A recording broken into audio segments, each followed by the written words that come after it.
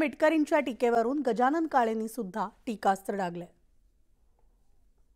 दिलेला शब्द पाळणाऱ्या अजितदादांबद्दल सुपारी बहाद्दरांनी बोलू नये, कारण हे सुपारी बहाद्दर टोलनाक्याचं आंदोलन असेल, भोंग्याचं आंदोलन असेल, आणखी कुठलं आंदोलन असेल ते जीवनात कधीच सक्सेस करू शकले नाही। विश्वासार्हता या व्यक्तीची संपलेली आहे आणि राजकारणात महाराष्ट्राच्या आतापर्यंतच्या इतिहासात सर्वात अयशस्वी ठरलेल्या व्यक्तींनी अजितदादांच्या कार्यकर्तृत्वावर प्रश्नचिन्ह निर्माण करणं म्हणजे हे सूर्याला वाकुल्या दाखवण्यासारखं आहे।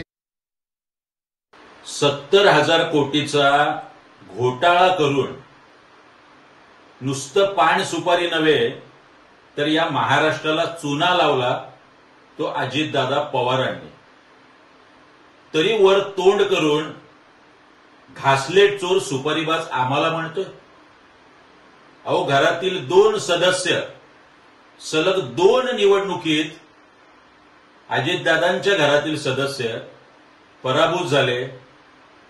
हे अजितदादांचं यश। तो सुनील तटकरे सुद्धा आता जे निवडून आले ते स्वतःच्या हिमतीवर निवडून आले।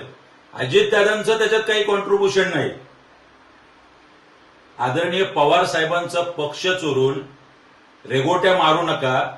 अजितदादांना हिम्मत असेल तर स्वतःचा पक्ष स्थापन करून 2 आमदार निवडून आणावेत। आम्ही मिशा कापून हातात देऊ घासलेट चोराच्या। नुसतं स्वतःच्या टी शर्टवर पेन लावणारा पावसाळी बेडूक लायकीत राहायचं।